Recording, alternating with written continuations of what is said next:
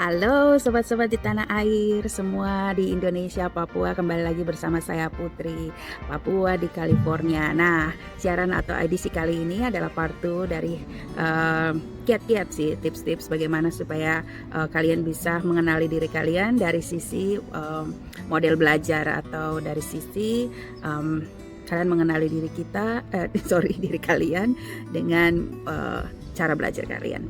Nah, yang pertama adalah saya mau jelaskan ada empat model pembelajar. Yang pertama adalah visual learner, kemudian ada audio learner, kemudian yang ketiga adalah read and write learner, yang keempat adalah kinesthetic. Nah, ini yang lebih umum sekali untuk kita mengenal, atau sebagai pendidik kita juga bisa mengenal berbagai macam model belajar anak-anak di kelas, sehingga kita memberikan pendekatan itu adalah pendekatan yang menyeluruh, ada holistik.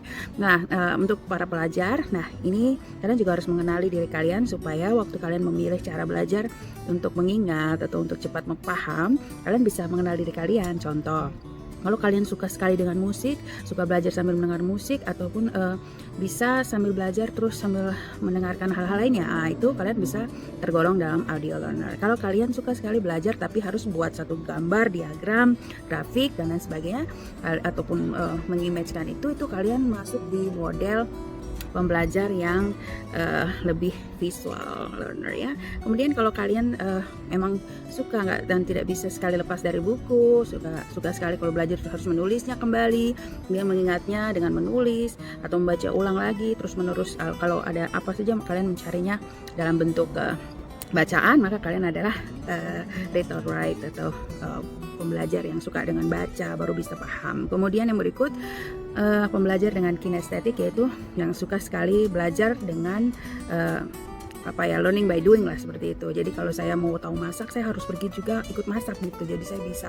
Atau kalau saya mau perbaiki sepeda, saya harus ikuti dulu lihat orang yang perbaiki sepeda, jadi saya mampu untuk memperbaiki sepeda. Ataupun hal-hal kreativitas lain itu anak yang pembelajar yang kinestetik lebih banyak suka di buat patung, kemudian ada yang suka juga buat yang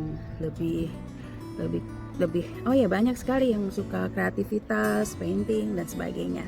Nah, itu model-model contoh yang saya berikan untuk kalian bisa mengenali kalian adalah pembelajar yang seperti apa. Nah, saya akan ke model pembelajaran yang saya lihat sangat ampuh atau sangat cocok buat Papua atau pembelajar di Papua, adalah lebih umum atau lebih general. Itu saya temukan adalah ke arah itu, audio learner.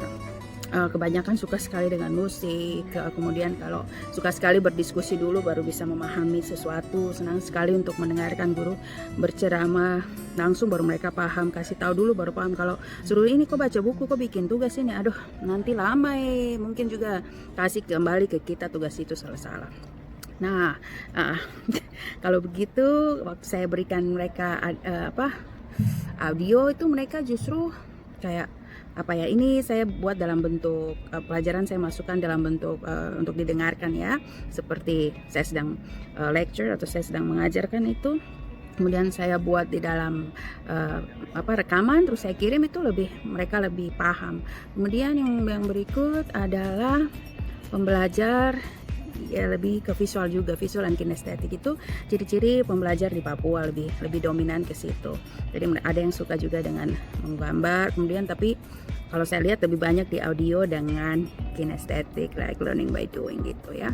Jadi memang kalau guru pendekatannya lebih pas untuk memakai metode-metode seperti tadi, event kita masukkan di dalam kontekstual, ataupun menggunakan hal-hal yang dekat media-media yang ada. Misalnya kan sekarang kita tahu bahwa anak-anak suka sekali dengan YouTube karena mereka pembelajar yang lahir milenial ya, pembelajar yang lahir di saat teknologi sudah canggih. Nah, hal seperti itu cepat sekali mereka tangkap, bahkan mereka yang kembali mengajarkan kita hal-hal yang baru di era saat ini. Nah, baiklah bagi guru-guru atau pendidik menggunakan metode pendekatan seperti audio learner, dan banyak memberikan arahan-arahan dalam bentuk rekaman audio, juga dalam bentuk praktek-praktek langsung ya. Jadi mengapa sampai diarahkan juga sekarang kita kekurangan materi-materi ataupun peserta didik yang langsung otodidak atau bukan otodidak ya, tapi yang bisa praktis gitu dalam dunia saat ini seperti teknologi. Mereka mampu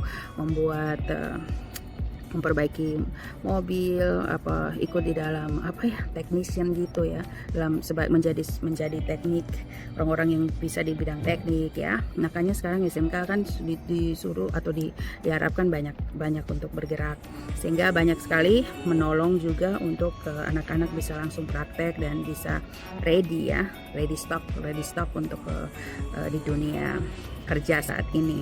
Nah, kalau di Amerika atau di Australia, saya pernah punya pengalaman melihat dalam satu SMA itu atau dalam satu secondary school itu mereka sudah melibatkan 4 hal tersebut, sehingga pembelajar itu bisa memilih apa yang mereka suka. Selain mereka diberikan pembelajaran yang umum, mereka juga diarahkan untuk bisa mengembangkan cara-cara belajar lainnya yang cocok dengan mereka. Nah, sehingga vocational study atau sekolah-sekolah kejuruan itu digabungkan dengan sekolah SMA atau sekolah secondary school yang ada, sehingga ada diversity, ada pelajar menemukan sendiri apa yang dia suka dan dia mau di dalam satu sistem pembelajaran. Mungkin seperti itu. Ada ide terakhir yang saya berikan, yaitu jika mungkin menggabungkan sekolah kejuruan dengan SMA, sehingga tidak mengkotak-kotakan, tetapi lebih pada memberikan arahan untuk siswa memilih. Karena pasti saja anak-anak yang masuk SMA mereka juga punya kelebihan-kelebihan lain yang bisa dikembangkan untuk pada saat mereka selesai bisa siap di dunia kerja.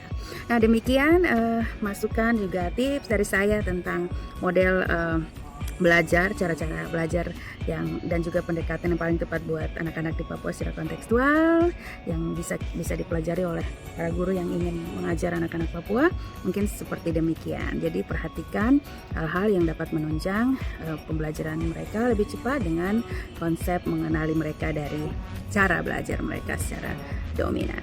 Oke, terima kasih. Sampai jumpa. Salam dari saya kembali, Miss Papua di sini. Ciao, sampai berjumpa di edisi berikut. Tuhan memberkati. Helen Poi, Onomi, Poi, Wawa, Kasumasa, dan semua bahasa yang dipakai. Terima kasih. Shalom, God bless. Ciao.